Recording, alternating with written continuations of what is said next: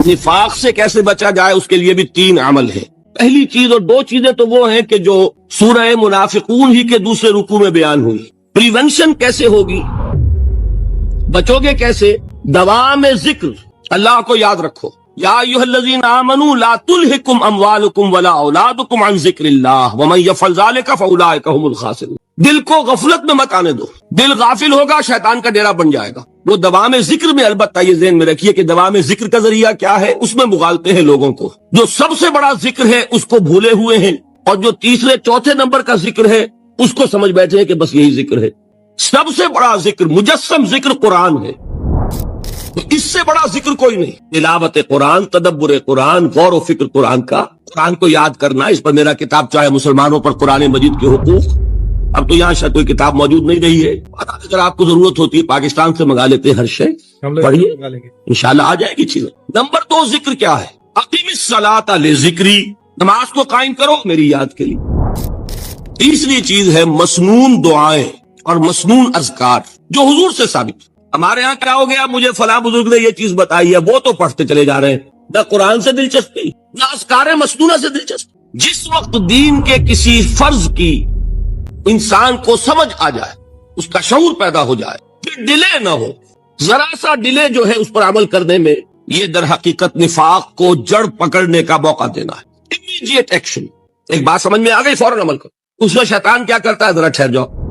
کو فرمایا، میں نے وہ آیت سنائی تھی کہ لوگ تنزیہ کہتے تھے، یا ایھا الذی نزل علیہ الذکر انک لمجنون، حضور سے مخاطب ہوا کہتے ہیں فلاں جس کے اوپر کے اس کے خیال کے مطابق ذکر نازل ہوا ہے، ہم تو تمہیں پاگل سمجھتے ہیں۔ وہاں بھی لفظ کیا ہے، الذکر۔ معلوم کیا ہوا، انا انزلنا الیک الذکر لتبین للناس ما نزل الیہم، یہ الذکر ہے، تو اس سے بڑا ذکر کوئی نہیں۔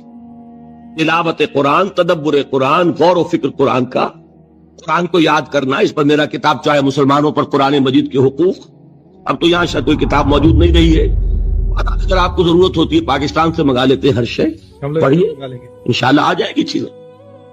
نمبر 2 ذکر کیا ہے، اقیم الصلاۃ لذکری، نماز کو قائم کرو میری یاد کے لیے۔ یہ ذریعہ ذکر میں، وہ تو ہے ہی مجسم ذکر، اور یہ ذریعہ ذکر میں سب سے اہم ہے۔ یہ عملی ذکر بھی ہو رہا ہے اور قولی بھی ہو رہا ہے۔ سورہ فاتحہ پڑھی آپ نے، قرآن شریف کی کچھ آیات پڑھی، پھر رکوع کیا۔ یہ رکوع جو ہے یہ آپ کا عملی ذکر ہے کہ آپ نے اپنے وجود سے اللہ کی عظمت کو تسلیم کیا، پھر آپ سجدے میں گرے، یہ آپ کا عملی ذکر ہے کہ اپنے وجود سے آپ نے اللہ کی عظمت کو اور تسلیم کیا۔ تیسری چیز ہے مسنون دعائیں اور مسنون اذکار جو حضور سے ثابت۔ ہمارے ہاں کیا ہو گیا، مجھے فلاں بزرگ نے یہ چیز بتائی ہے، وہ تو پڑھتے چلے جا رہے ہیں، نہ قرآن سے دلچسپی نہ اذکار مسنونہ سے دلچسپی۔ ادعیہ معصورہ، آپ غور کریں گے کہ زندگی کے ہر عمل کے لیے حضور کی دعا موجود ہے۔ صبح اٹھے دعا ہے، آنکھ کھلتے ہی بیت الخلاء میں داخل ہونے لگے دعا ہے، نکلے دعا ہے، وضو کرنے بیٹھے دعا ہے، فارغ ہوئے دعا ہے، مسجد کے لیے گھر سے نکلے دعا ہے، مسجد میں داخل ہوئے دعا ہے، مسجد میں تو ہے ہی ذکر، نماز ہے، تلاوت ہے، باہر نکلے دعا ہے، گھر میں داخل ہونے لگے پھر دعا ہے، سواری پر سوار ہو رہے ہیں دعا ہے، اتر رہے ہیں دعا ہے، شیشہ دیکھ رہے ہیں دعا ہے، کپڑے پہن رہے ہیں دعا۔ زندگی کا کوئی عمل نہیں یہاں تک کہ جو تعلق زن و شو ہے، جس کو کہ خالص حیوانی بات سمجھا جائے گا، اس کے لیے بھی دعا ہے۔ غفلت میں وہ کام بھی نہیں کرتا، سمجھ رہے ہیں آپ؟ اب آپ غور کیجئے، اس میں کوئی اضافی وقت نہیں لگا، اضافی پوسچر اختیار نہیں کیا آپ نے، یوں بیٹھو، اس طرح بیٹھو، یوں کرو، کوئی آپ کا وقت اضافی نہیں لگا، جو کام کر رہے ہیں اور آپ اللہ کو یاد کر رہے ہیں۔ وہ اللہ کی یاد اس کام کی مناسبت سے ہے۔ ان ادعیہ معصورہ سے 2 تعلق جڑ گئے انسان کے۔ دعا کس سے کر رہے ہیں؟ اللہ سے، جڑا کہ نہیں؟ اور یہ الفاظ کس کے ہیں؟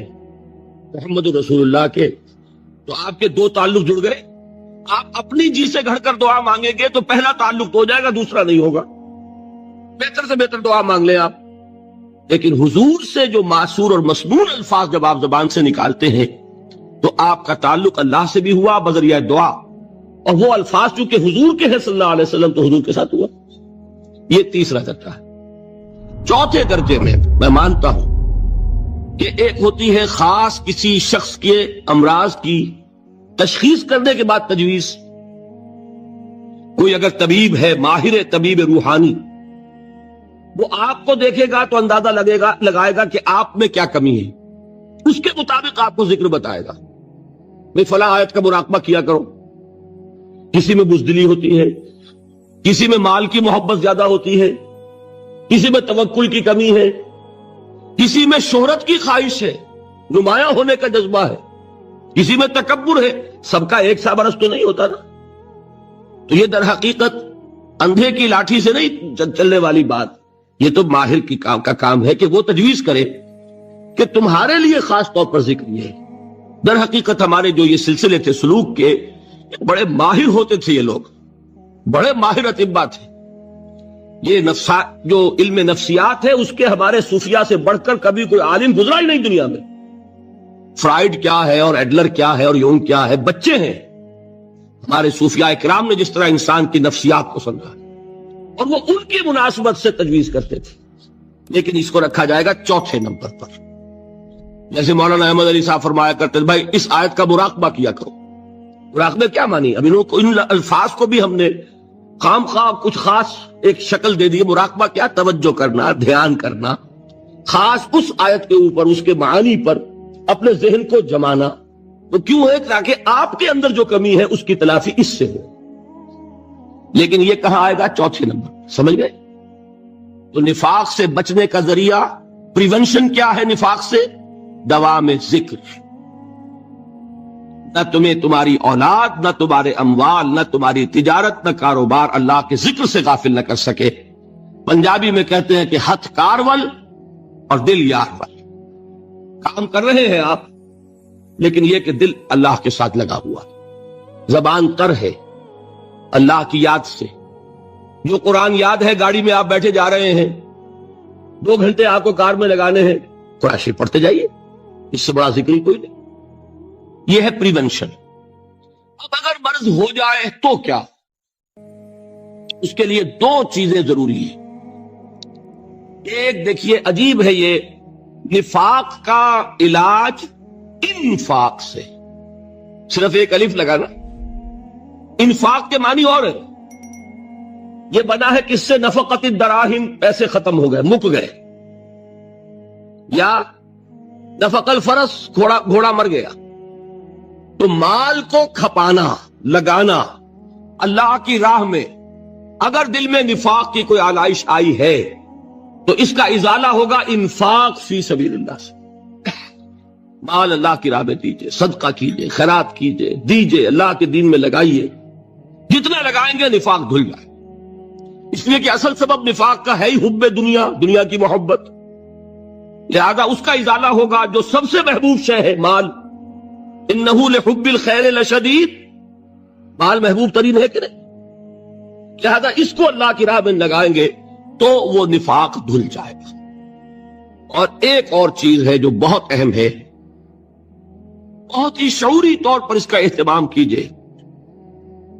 جس وقت دین کے کسی فرض کی انسان کو سمجھ آ جائے، اس کا شعور پیدا ہو جائے، پھر ڈیلے نہ ہو. ذرا سا ڈیلے جو ہے اس پر عمل کرنے میں، یہ در حقیقت نفاق کو جڑ پکڑنے کا موقع دینا ہے. Immediate action. ایک بات سمجھ میں آ گئی، فوراً عمل کرو. اس میں شیطان کیا کرتا ہے؟ ذرا ٹھہر جاؤ، ابھی دیکھو یہ فرض ہے، یہ ذمہ داریاں ہیں، یہ کرنا ہے، اور پھر لگا دینا اپنے آپ کو.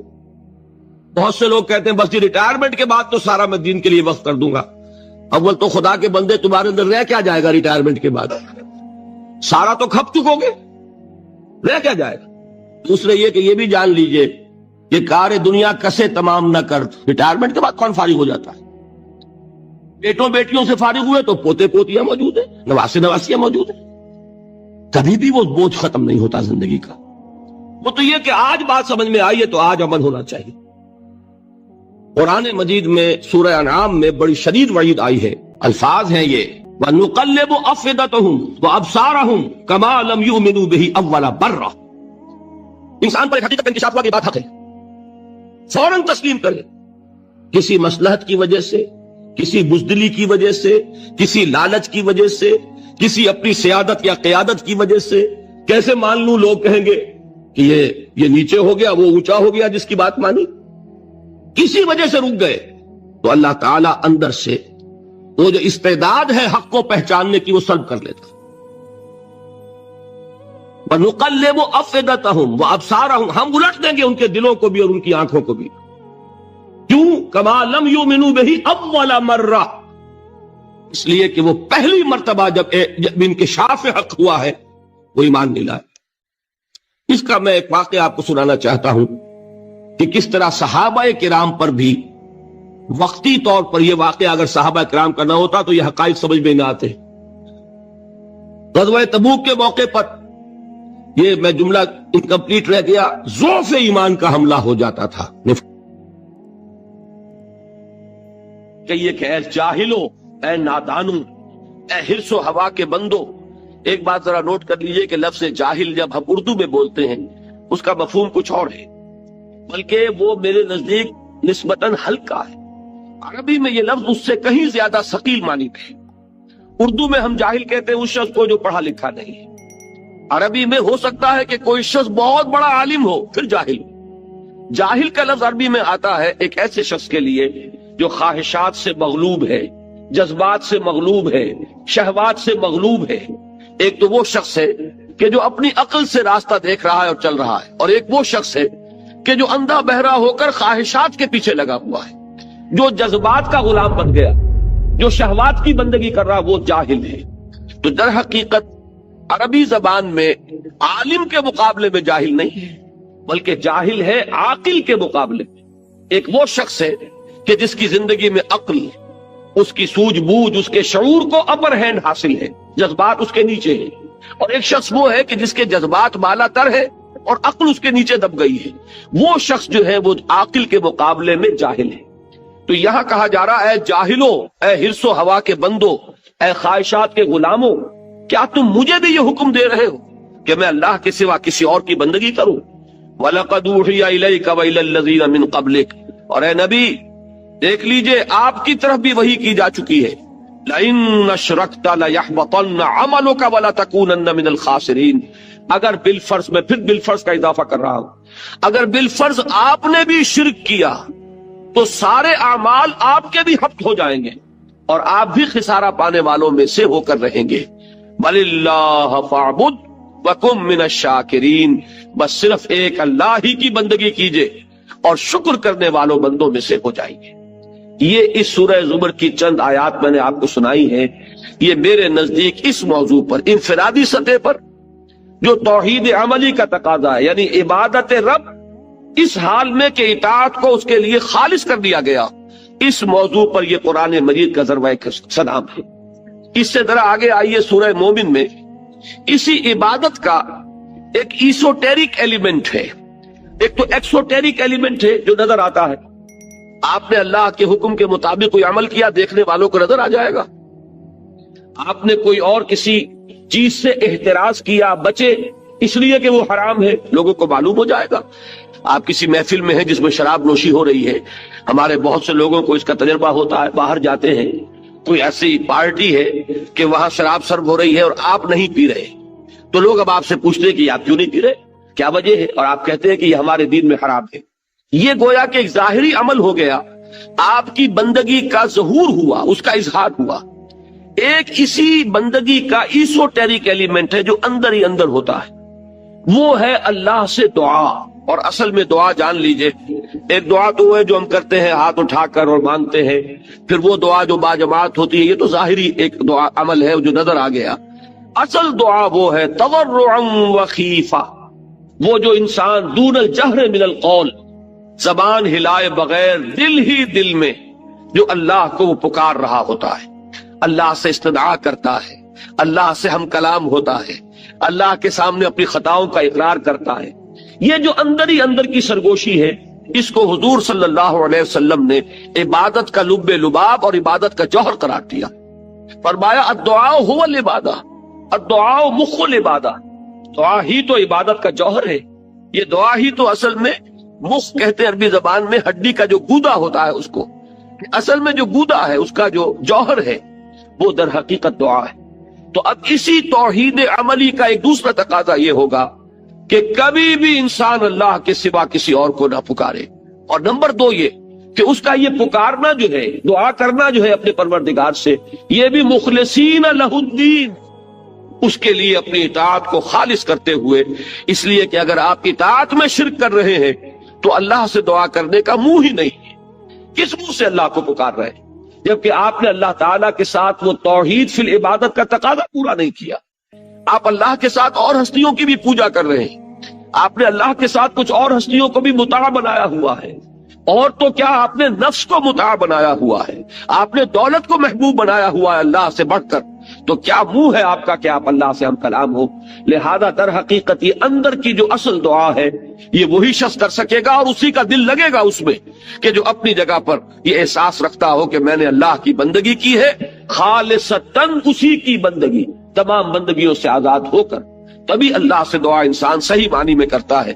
تو اس سورہ مبارکہ میں ایک سے زائد مرتبہ یہ مضمون آیا ہے، فَادْعُوا اللَّهَ مُخْلِصِينَ لَهُ الدِّينَ، پس دعا کیا کرو اللہ سے، پکارا کرو اللہ کو، لیکن شرط اس کے ساتھ ہے مخلصین لہ الدین، اس کے لیے اپنی اطاعت کو خالص کرتے ہوئے۔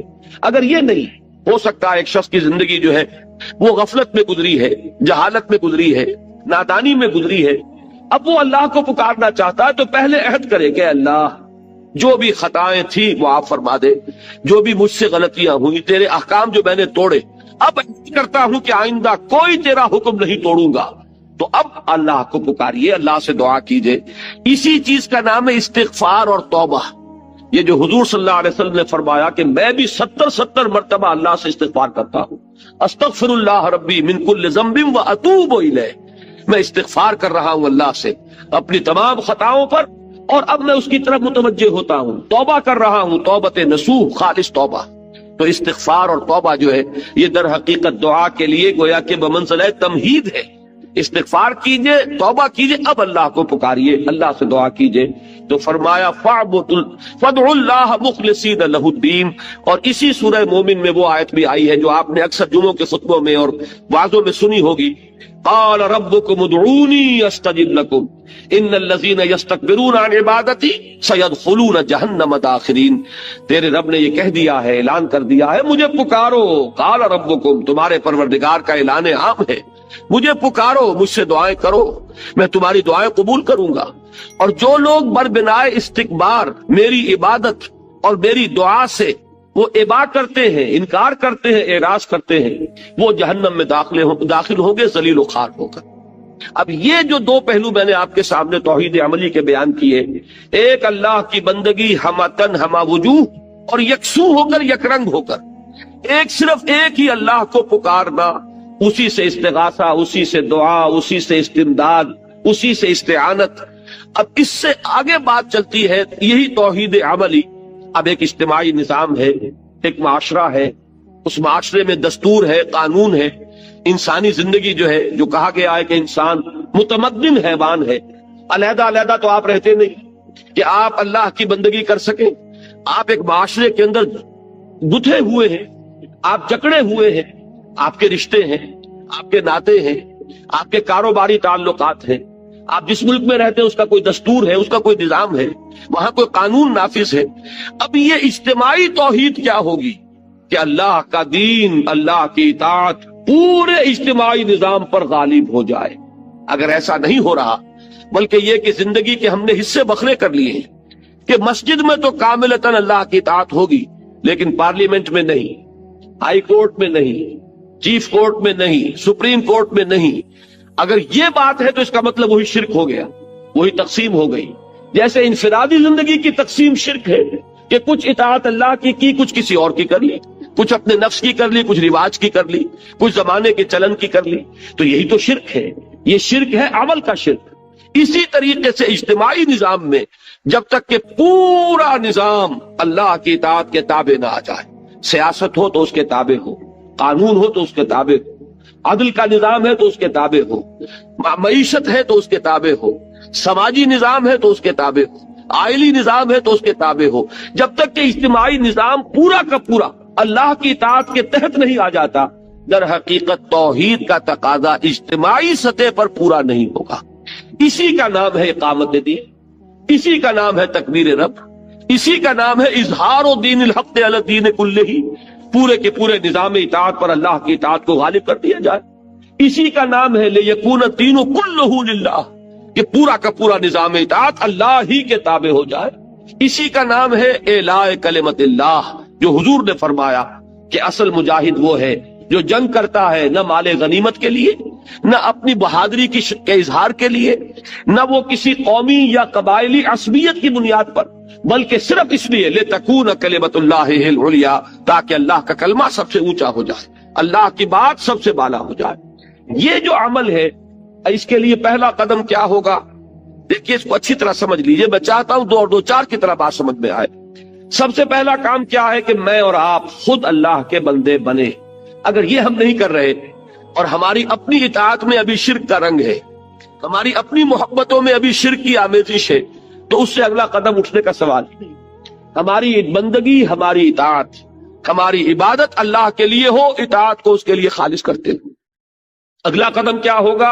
اب اسی کی دعوت دیجئے، اسی کو عام کیجئے، لوگوں کو، اوروں کو بھی یہ بات کہیے کہ اللہ کے بندے بنو، اپنے خواہشات کی بندگی ترک کرو، اور کسی کی اطاعت جس میں معصیت آ رہی ہو اللہ کی، اس کو ترک کر دو، خدا واحد کی بندگی اختیار کرو۔ یہی دعوت ہے تمام انبیاء کرام کی۔ قرآن مجید میں آپ پڑھ جائیے، کتنی ہی صورتوں میں ایک ایک رسول کا نام لے کر فرمایا گیا ہے، ان سب کی ایک ہی دعوت تھی۔ نوح ہو، ہود ہو، صالح ہو، شعیب ہو، ابراہیم ہو، لوط ہو، موسیٰ ہو، عیسیٰ ہو، محمد الرسول اللہ ہو صلی اللہ علیہ وسلم علیہ الصلوۃ والسلام، دعوت کیا ہے؟ ان اعبدوا اللہ ما لکم من الہ غیرہ، اللہ کی بندگی کرو، اللہ کی اطاعت اختیار کرو، اس کے سوا تمہارا کوئی معبود نہیں ہے۔ یا یہ کہ الفاظ تھوڑے سے بدل جاتے ہیں، ان اعبدوا اللہ واطیعون، اللہ کی عبادت اختیار کرو اور میری اطاعت کرو، اس لیے کہ اللہ کی اطاعت کس کے ذریعے ہوگی؟ اللہ کا قانون کس کے ذریعے معلوم ہوگا؟ اللہ کی مرضی اور نامرضی جو ہے اس کا علم کس کے ذریعے حاصل ہوگا؟ اللہ کا نمائندہ کون ہے؟ وہ اللہ کا رسول ہے، جو بھی رسول وقت کا ہے اس کی اطاعت لازم ہے، اس لیے کہ اس کی اطاعت در حقیقت اللہ کی اطاعت ہے۔ ما ارسلنا من رسول الا لیطاع باذن اللہ، ہم نے نہیں بھیجا کسی رسول کو مگر اس لیے کہ اس کی اطاعت کی جائے اللہ کے حکم سے۔ اس کی اطاعت کس کی ہے؟ وَمَن يُطِعِ الرَّسُولَ فَقَدْ أَطَاعَ اللَّهَ، جس نے رسول کی اطاعت، جس نے اللہ کی اطاعت کی۔ تو تمام رسولوں کی دعوت آئی ہے اسی عنوان سے، ان اعبدوا اللہ ما لکم من الہ غیرہ، یا ان اعبدوا اللہ واطیعون، اللہ کی بندگی کرو اور میری اطاعت کرو۔ قرآن مجید کیوں نازل ہوا؟ کتاب احکمت آیاتہ ثم فصلت من لدن حکیم خبیر، اللہ تعبدوا الا اللہ، اللہ کے سوا کسی اور کی بندگی نہ کرو۔ تمہاری تخلیق کا مقصد کیا؟ فرمایا وما خلقت الجن والانس الا لیعبدون، میں نے جنوں اور انسانوں کو پیدا ہی اس لیے کیا کہ میری بندگی کریں۔ یہ دعوت جو ہے اس کا مضمون آیا ہے اگلی سورت میں، سورہ حامیم السجدہ میں، بڑے پیارے الفاظ ہیں، ومن احسن قولا ممن دعا الی اللہ وعمل صالحا وقال اننی من المسلمین۔ اس شخص سے بہتر بات کس کی ہوگی جس نے اللہ کی طرف بلایا، اللہ کی بندگی کی دعوت دی، لوگوں کو پکارا اس بات کی طرف کہ حرص و ہوا کی بندگی کو چھوڑو، خواہشات کی غلامی سے آزادی حاصل کرو، غیر اللہ کی اطاعت کا قلادہ گردن سے اتار کر پھینکو، ہر اطاعت کے خلاف بغاوت کرو، صرف ایک اللہ کی اطاعت، ہاں جو اطاعت اس کے تابع ہو اس اطاعت کو قبول کرو۔ یہ دعوت جو ہے ایک اعتبار سے بڑی باغیانہ دعوت ہے، اس لیے کہ دنیا میں جس کسی نے اپنی خدائی کا تخت جمایا ہوا ہے، وہ فرعون ہو، وہ نمرود ہو، جو کوئی بھی حاکمیت کا مدعی بن کر بیٹھا ہوا ہے، جو کوئی بھی اس بات کا مدعی ہے کہ ملک ہمارا ہے، ہماری مرضی چلے گی۔ آج کا تصور جمہوریت یہی تو ہے، عوامی حاکمیت، عوام کے پاس سوورنٹی ہے، عوام مالک ہیں، لہذا عوام کے نمائندے جو چاہے قانون بنا دیں۔